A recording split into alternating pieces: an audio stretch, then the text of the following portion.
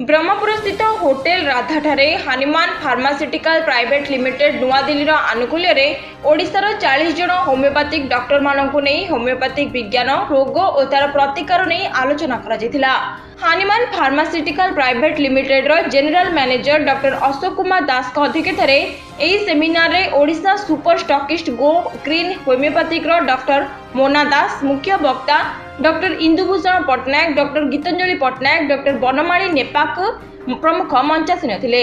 मुख्य अतिथि भाव हनुमान फार्मास्यूटिकल्स प्राइवेट लिमिटेड रो परिचालक डॉक्टर श्रीवत्स दलई उपस्थित थिले।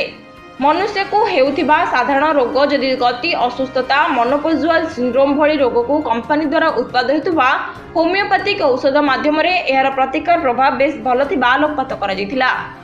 आजिर दिन में होमियोपैथिक चाहिदा लोकों का आदृत रहिथिबा बेले ताहा किभली अति सरल और सहज भाव रोगी पाखरे पहुंची पारिबो से नहीं आलोचना करा जैथिला। आयोजित यह आलोचना शिविर में ओडिशार पुरी, कटक, भुवनेश्वर, खोर्धा, नयागढ़, गजपति भली विभिन्न स्थान बहु विशिष्ट डॉक्टर माने अंशग्रहण करथिले। तेणु आपण मानकु धन्यवाद देउछि।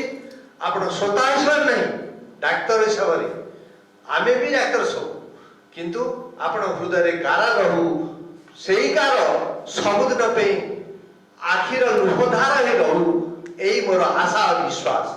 परिशेष रे तांकु धन्यवाद अनुष्ठान तरफ दउछि। धन्यवाद।